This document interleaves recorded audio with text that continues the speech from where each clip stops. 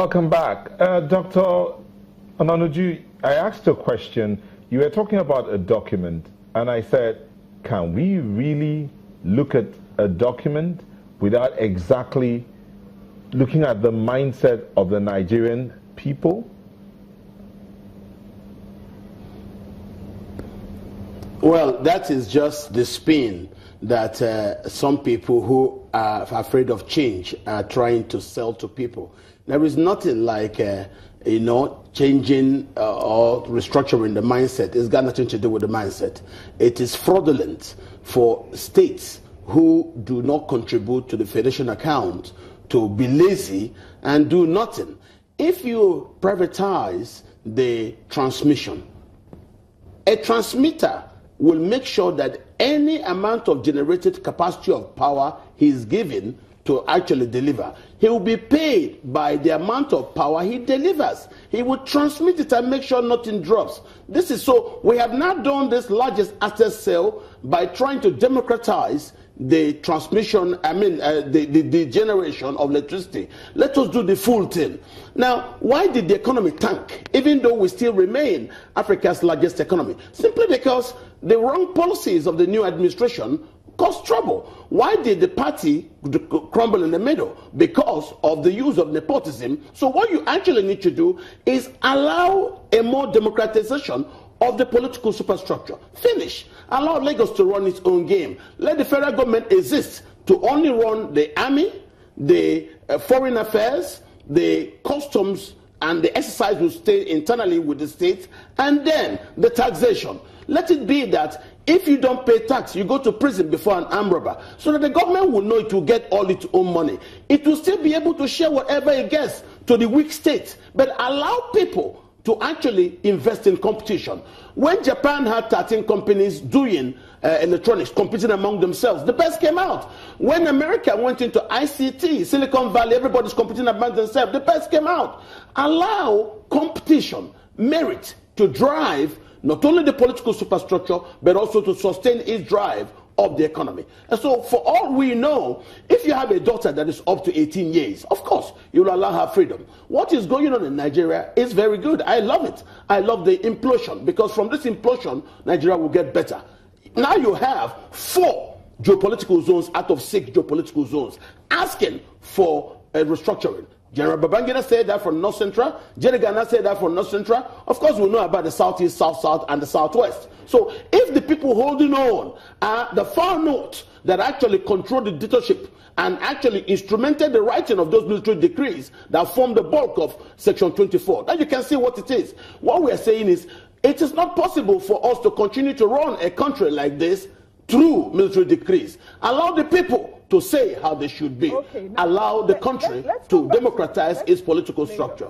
He has said, we can't run the country based on the decree handed down to us by the military. So that means there must be somehow, some way, amendment of the Constitution, right?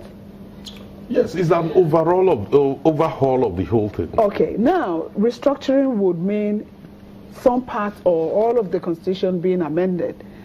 But it seems that it's a difficult process, because even if, for instance, the National Assembly decides to pass some, certain amendments, you still have to take it to 2/3 of the states of the Federation. How easy can this be?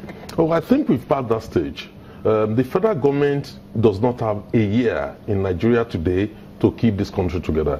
Those of us advocating for restructuring want the country to remain united, but the terms must be negotiated. And on a serious note, go and do your analysis correctly and see what is going on the ground. We do not have a year. We'll be very lucky.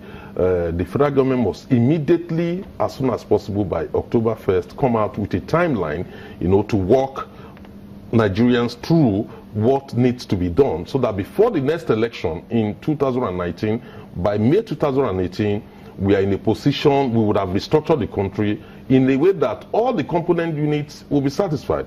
We should not forget that we have 2 extremes here. We have those who are saying Nigerians remain insoluble, we have to maintain the system as it is, and we also have those who are talking about secession through referendum.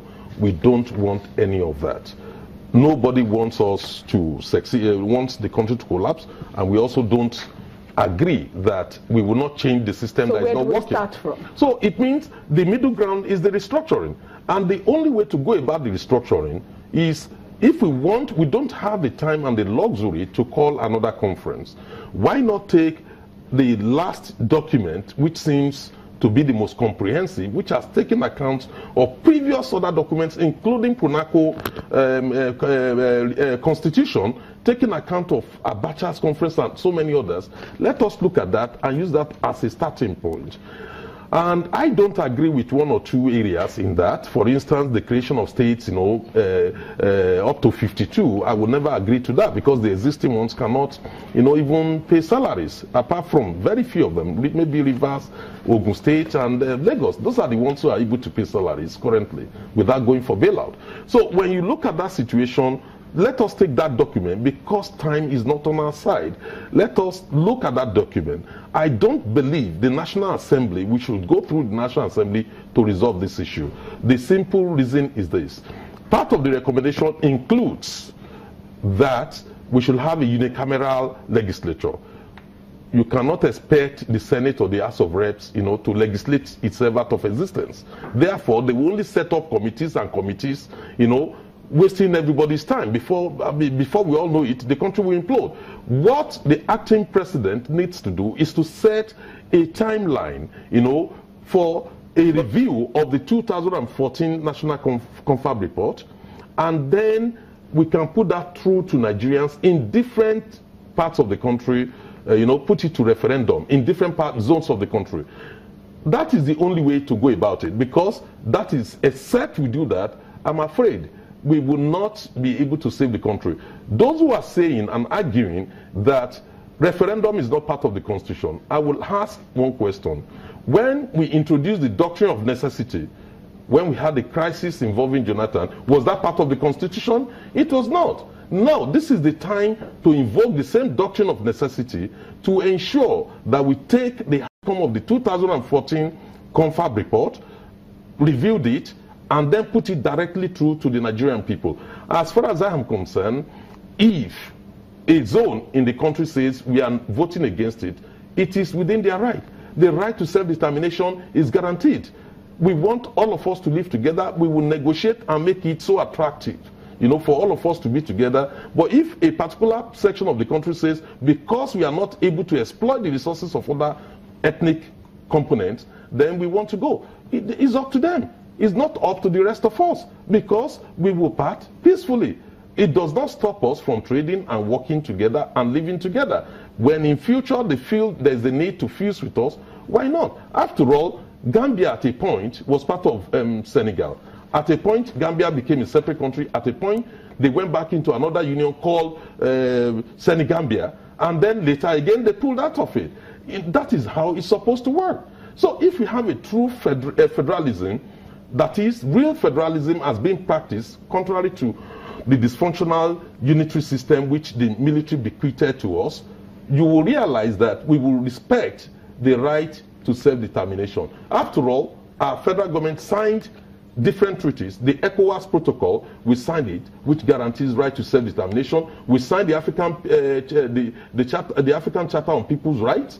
We also signed another international treaty, which is the United Nations Treaty, guaranteeing right of self-determination. Okay. But we recognize the fact that we can pull Africa and the black race. We can propel Africa. We can propel, the black race if we have a united Nigeria, but restructured to ensure that we can maximize development in each of the components. Okay, Adia, this question I'll put to the two of you in our Abuja studio. So let's get your view on this question. He's talked about the acting president setting forth a timeline.